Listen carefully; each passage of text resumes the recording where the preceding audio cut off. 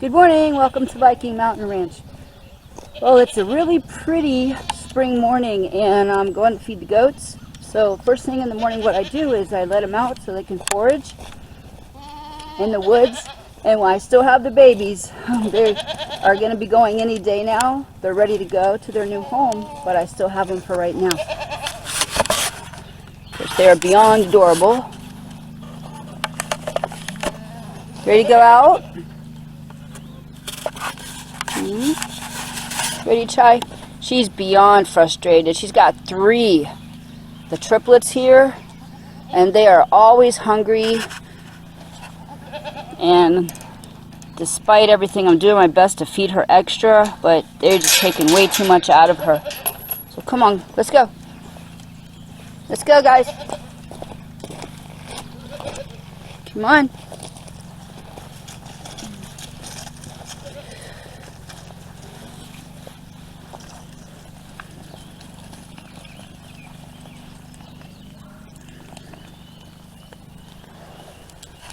So this field over here has some really nice grass in it, and then I take them up into the woods over there and they can forage.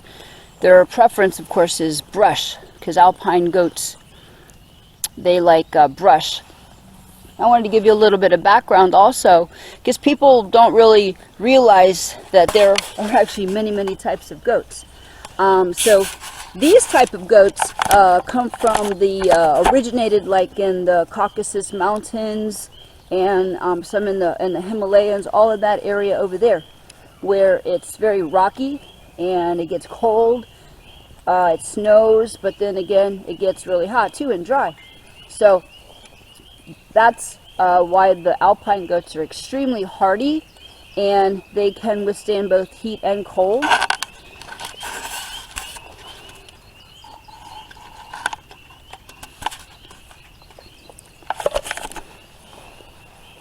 They come into heat only once a year, and it's similar to what the white-tailed deer and elk, how their cycles behave.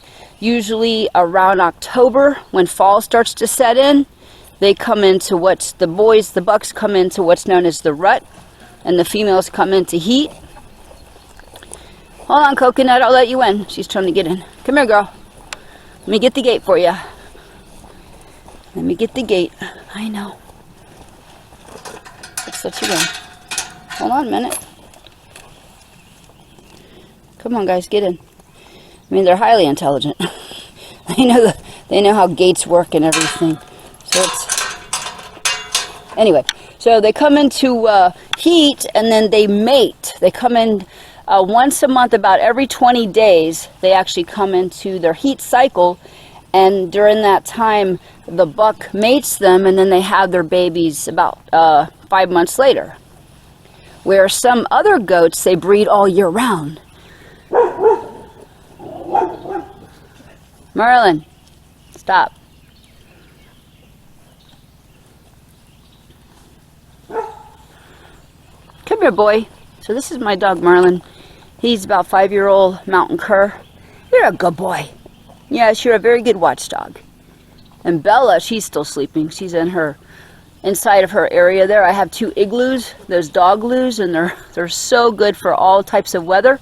But she's up all night patrolling, and so she sleeps. This is early morning right now. The sun hasn't even come up. So the other types of goats, they breed all year round, and so they can have multiple, litters a year, where alpine goats only give birth in the spring. And then once they give birth, they nurse the babies, usually about 8 weeks, and then they start weaning them, because these babies here are 7 weeks old.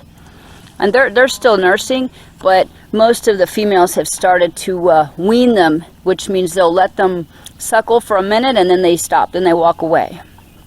But they can eat just the same as the mothers. I mean, they forage, they eat leaves, grass, forage. So the diet also is different from some other types of goats. Alpine goats prefer leaves and bark. They like trees. They do eat grass, of course, when there's nothing else. But the other types of goats are like, like Nubians and the meat goats and the Spanish goats. Most of them prefer grass.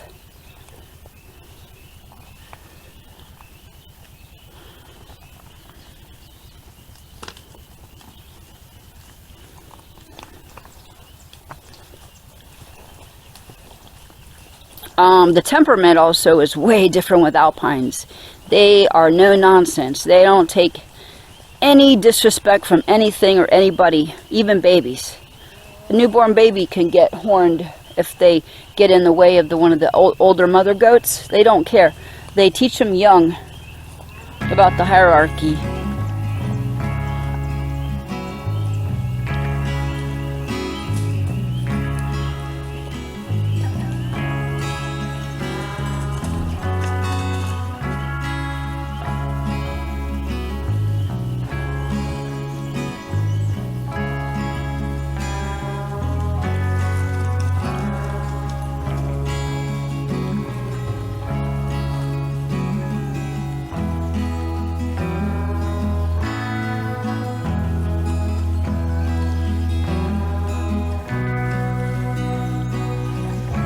And a lot of people actually hire their alpines out for land clearing because they're very large goats and they can reach high. And so, I mean, they can clean out all the brush in an area, you know, down below and just leave the tops of the trees, which is, you know, pretty neat.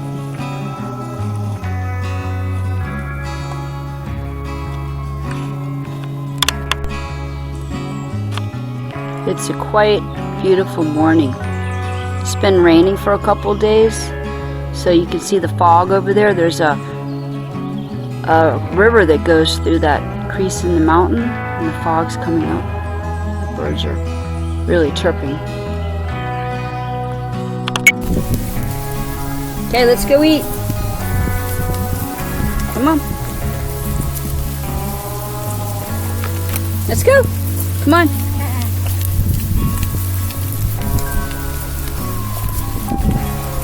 Let's go. Hey, Ty. Good morning. Good morning. Let's go.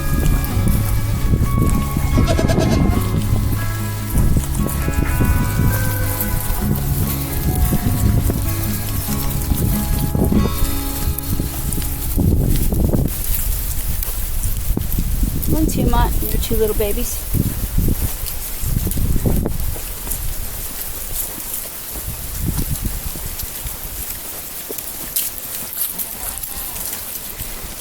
Babies always walk with the moms. So this little white one here next to Coconut, his name is Pan. I'm keeping him. Right, Pan? Right? Come here. Oh, that's not good. Pan. And this one. He'll be my breeder. Come here. This is Mogwai. He's the friendliest one. He's a good boy. I would keep them all if I could, right? I would keep you. I would keep you, yes. Pan. Yeah, I'm going to keep the biggest and strongest one. And he's very, very friendly also, of course.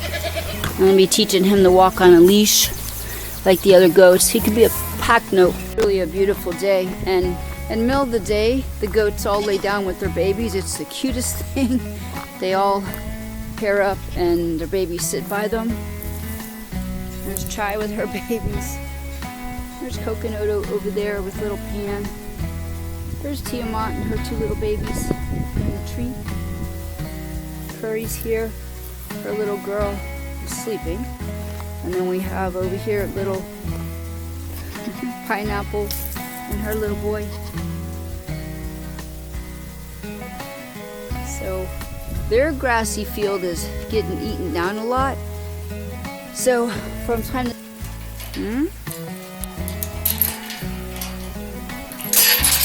come on out. Come on, guys. They come over here in the woods. There's a lot of trees and a lot of weeds they like to eat. They're in this area. Come on, guys.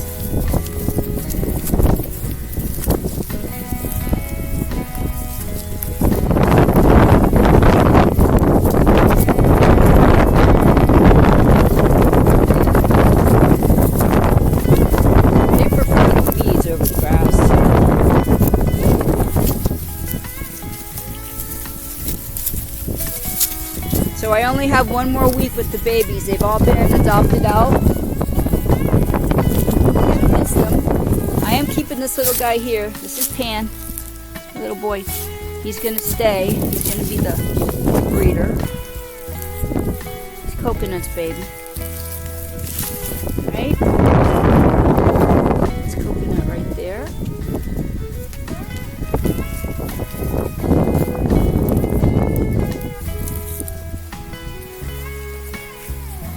It was a hard choice because they're all so adorable and cute, but this one looks a lot like Newton, the grandfather.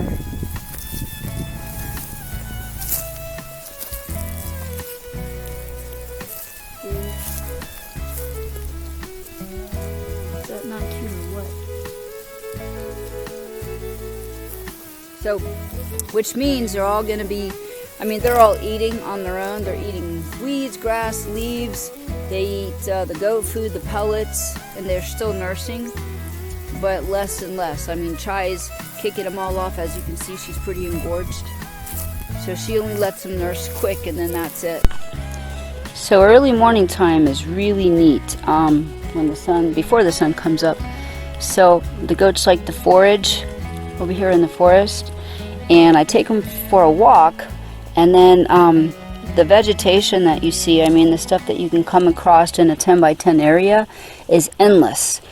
You know, all the herbs that if you go to the health food store or the herb shop and you read about, well, they're all here.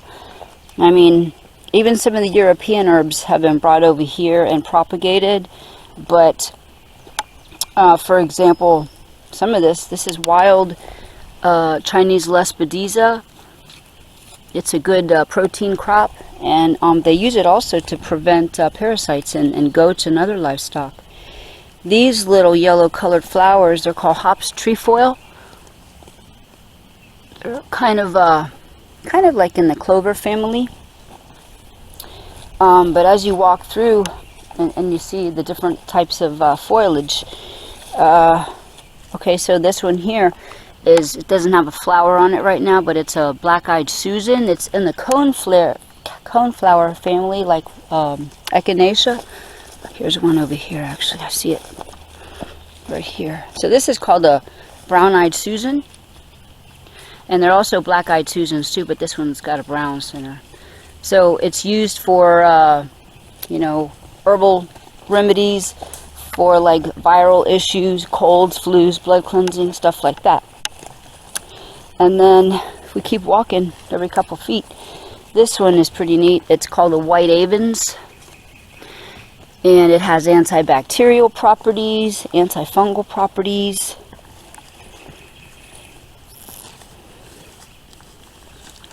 Chai over there, she's cleaning her horns. That's how they do it.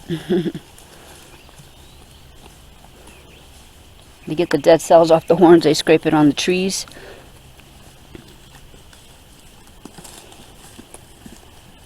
These little cute flowers, it's called fleabane. Those little things right there, fleabane. I'm not giving any medical advice here, but just so you know, all of these remedies were used by the native peoples for every ailment you can imagine. There's something here for it.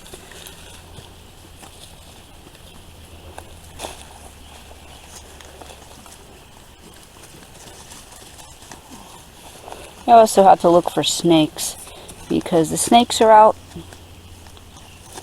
Have a lot of copperheads and stuff like that, and timber rattlesnakes, especially near rocks and caves.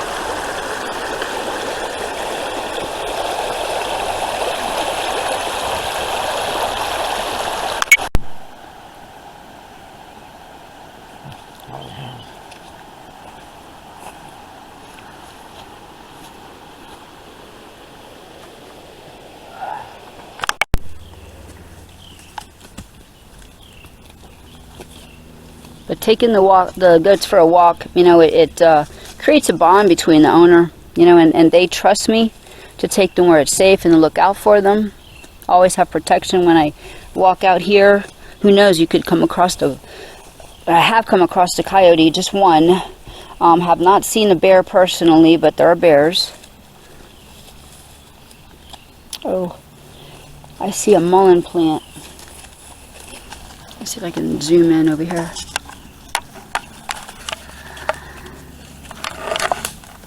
Okay. Right there is a nice big mullein plant. The big fluffy one.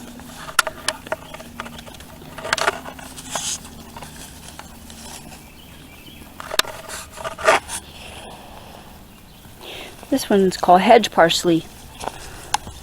Right there. It kind of looks like a hemlock plant, which is deadly, but that one's not. It's got a couple different similarities.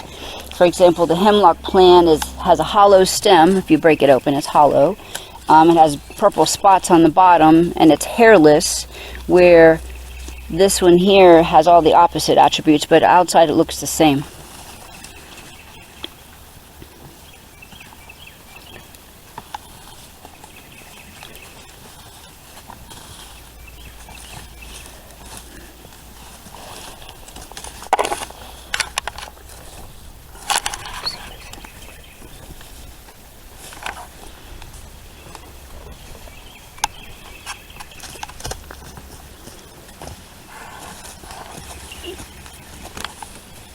Tiamat, you're as tall as I am. I have to go milk her. Oh, one of my favorites. This plant is called cleaver's herb. C-L-E-A-V-E-R-S, cleaver's herb. Oh my goodness, if you look it up, the medicinal properties are endless, especially what it can do for the urinary tract. It's very sticky. That's how it got its name. It can stick to you, so that's why they call it cleavers, because it cleaves to you, but it's quite amazing what it can do. Of course, I'm not making any medical claims here, but okay. Here's another one. This one's called Carolina creeper. Right there. And it looks like a poison ivy, but it has 4 leaves instead of 3. And that's called mimicry, when plants that are non-poisonous take on the attributes and the, you know, the appearance of poisonous plants. And I expect it's an adaptation to warn, you know, things that could eat them, that not to eat me because I'm poisonous, even though they're not. But a lot of plants in the plant kingdom do this, so it's called mimicry. Here's Pan. Here's my boy. Good morning, Pan. He is making his way. Come here, baby. Good boy. Tiamat. Hey. Oh, she's going to beat him up.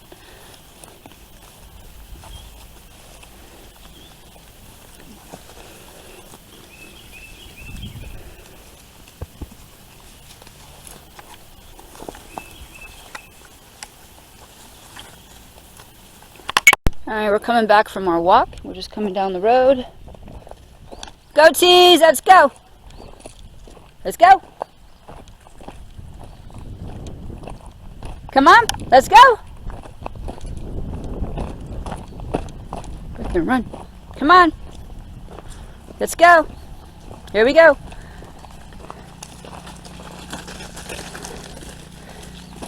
Gonna get them into their pen. They know where to go.